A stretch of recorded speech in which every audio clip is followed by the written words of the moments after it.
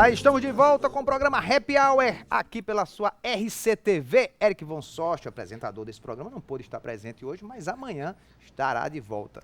E no programa de hoje eu estou conversando aqui com Maria Silvério, ela que está lançando o livro Swing, Eu, Tu e Eles. Inclusive foi Eu, Tu, Eles, né? Que inclusive foi tema da dissertação dela lá na universidade em Lisboa, né? E lançou agora aqui em João Pessoa, já lançou em Natal, no Brasil inteiro, né?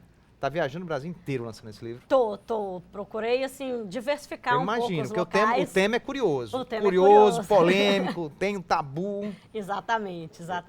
Eu imagino. Como é que foi o lançamento aqui? Deu tudo certo aqui em João Pessoa? Sim, foi ótimo. Foram pessoas interessantes e interessadas no assunto. Correu muito bem e a receptividade foi muito boa. Agora, eu vou fazer uma pergunta mais direta assim, a você, não... para sua família, quando você falou para sua família que estava pesquisando sobre esse assunto, como foi que você estava solteira na época, né? Quando fez o trabalho? Não, eu namoro. Eu já namoro há 6 anos, então enquanto eu fiz o trabalho eu namorava. Uhum. Mas no caso, para minha família, sobretudo para o meu pai e para minha avó, no início foi muito difícil, assim, eles de fato demoraram muito a entender aceitar. Qual a importância disso, sobretudo por esse peso, né, esse tabu que tem na temática e também por essa preocupação de ver uma filha, jovem, mulher, trabalhando essa temática, que é um tabu, que é um preconceito, que as pessoas muitas vezes só de eu pesquisar esse assunto já olham torto ou já pensam coisas. Então, no início foi difícil, mas após verem o resultado do trabalho, que foi um trabalho extremamente bem recebido, tanto lá no mestrado foi muito elogiado, e aí inclusive, que deu origem ao livro. Foi uma das maiores notas da universidade, foi isso? Isso, é verdade. Você ficou com vergonha, né? Tem que falar. Não, é verdade. A gente fica sabendo e eu acho que por isso, pelo Qual trabalho. foi a nota? Foi 19 em 20. Foi bom, hein? Foi um foi 9,5 para uma dissertação de mestrado, isso, não é? com enfim, indicação para publicação e menção honrosa e tudo. E eu acho que exatamente por isso, porque é um terreno difícil de chegar, de abordar. Agora, tinha um conservador na banca que tirou esse meio ponto seu, não? Não, tinha né? não. Pô. Eu acho que é normal, né? Porque... Tá certo. Mas, enfim, então, como é um terreno muito difícil de abordar, de fato, é difícil descobrir os locais onde se pratica. Os lugares, muitas vezes, não mostram na internet. Então, você tem que ou conhecer um casal, ou ser convidado, ou pesquisar muito. Nós temos, por exemplo, aqui em João Pessoa, eu cito no livro, que na época que eu fiz a pesquisa, eu li uma notícia que estava sendo inaugurada uma casa aqui, e é exatamente nesse esquema. Mais afastada, numa grande casa, em que só frequentam casais que o dono já conhecia, que ele próprio fala na matéria que eram pessoas que já frequentavam casas de swing em Recife ou em São Paulo, que ele conhecia, ou pessoas convidadas por esses casais. Então é difícil ainda ter acesso a esse meio e simplesmente chegar numa casa. Hoje a independência financeira da mulher tem a ver também com o swing? Ou não? Eu diria que a independência financeira da mulher não só tem a ver com o swing, mas tem a ver exatamente com essas transformações que nós estamos tendo nos modelos sociedade. Conjugais contemporâneos, exatamente, porque no livro eu coloco isso, essa reflexão, essa análise também um pouco sociológica, antropológica, que enquanto o modelo patriarcal era o único dominante, que o homem trabalhava, era o provedor e a mulher ficava dentro de casa, eram relacionamentos que aparentemente eram muito estáveis, você tinha um número de divórcio muito menor. A partir do momento em que as mulheres ganham ali a esfera pública, começam a trabalhar, começam a ter sua independência, sua autonomia, o casal precisa então negociar diversas coisas, diversos valores e papéis da mulher e do homem na sociedade. Isso tudo é discutido no livro. E aí então essa própria transformação da forma de viver o relacionamento e a sexualidade tem a ver com swing também. Aqui em João Pessoa, onde é que pode encontrar o livro? Quem lá quiser na comprar. Livraria do Luiz. Livraria do Luiz. Isso, está lá à disposição para quem quiser. Tá certo. Outra coisa também, Maria, como é que as pessoas, por exemplo, quando tem não sei se chegou a conversar com algum casal, quando de repente alguém do do meio dele, ou sei lá, da família, ou do profissional, descobre que ele é praticante de swing. Como é que é o preconceito em relação a isso? Você chegou a pesquisar alguma coisa assim? Eu pesquisei no sentido assim, de perguntar para eles, por exemplo, se eles dividiam isso com alguém da família, com um amigo. E muitos, de fato, não comentam com ninguém pelo medo.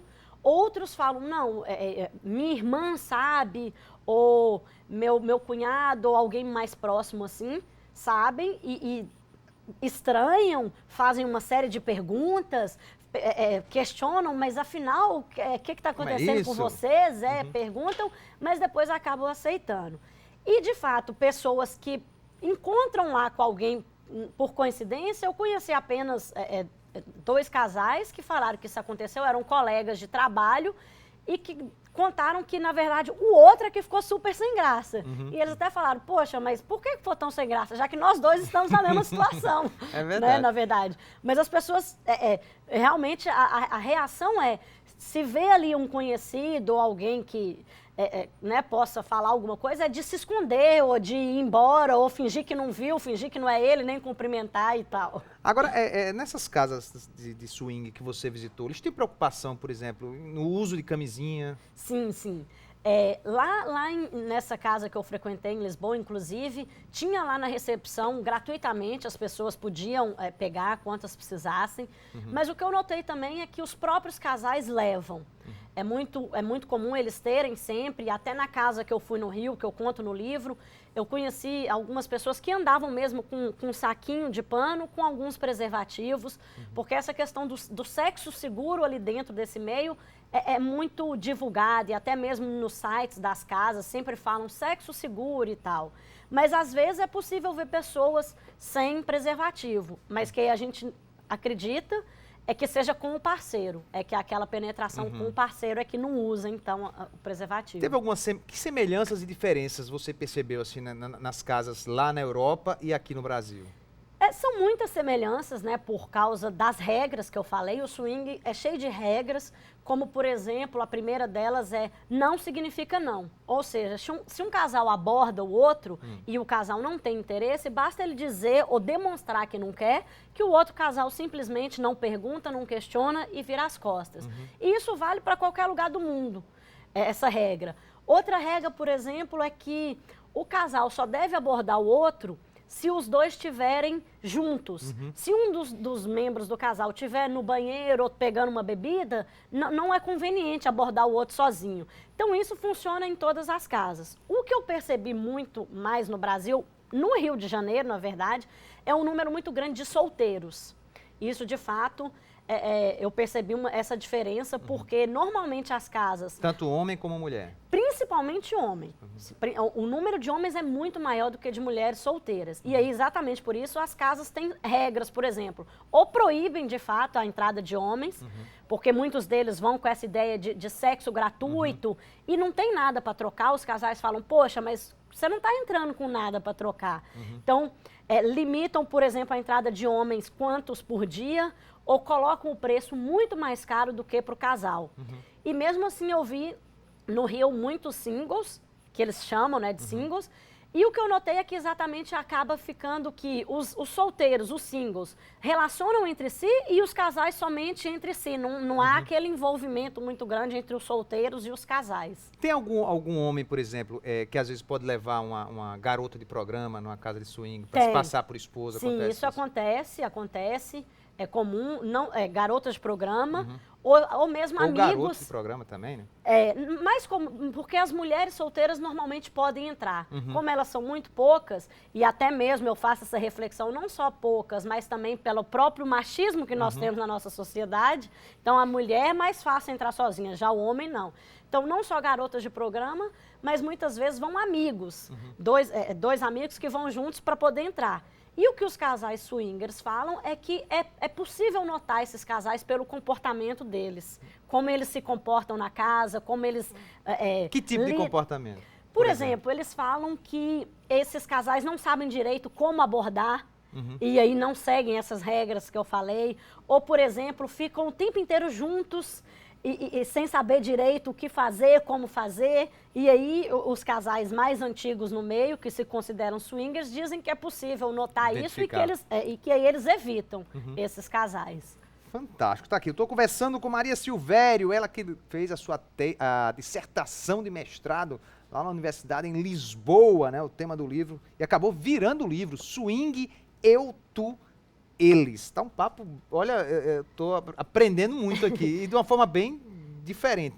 Eu acho que essa é a ideia do livro também. Igual eu falei, apesar de ser uma dissertação de mestrado, e eu sou jornalista de formação, eu escrevi, então, numa linguagem muito leve, muito acessível ao grande público, para que as pessoas que tenham interesse na temática e queiram conhecer um pouco mais, leiam sem qualquer dificuldade, sem qualquer problema. Então, é uma leitura muito leve, muito agradável. De quem foi essa capa? Da própria editora. A editora, eu dei algumas ideias do que eu queria e não queria. E aí a editora mandou algumas sugestões e eu optei por essa. A editora que é a? A editora Chiado de Portugal. Chiado de Portugal? Chiado Editora, sim. É lá de Portugal. Que bacana. Mas você já lançou lá, então? Ainda não. Eu, por uma questão, assim, de brasilidade, eu quis lançar primeiro no Brasil e lancei primeiro na minha cidade, que é Montes Claros, no norte de Minas Gerais.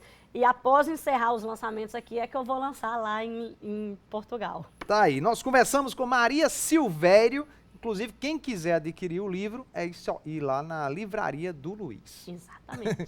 Olha, eu quero agradecer demais a sua presença, parabéns pelo seu trabalho e sucesso. Eu que agradeço e espero aí que as pessoas leiam o livro e aprendam um pouco mais desse universo. É um livro que a gente pensa muito, reflete muito e espero que todos gostem da leitura. Eu agradeço a participação no programa. Tá ok. Happy Hour termina aqui. Amanhã, né, já está de volta o apresentador Eric von Sosten. Até lá. Sem saber o que, quando te encontrei, já nem podia acreditar. Achar que tudo estava ali.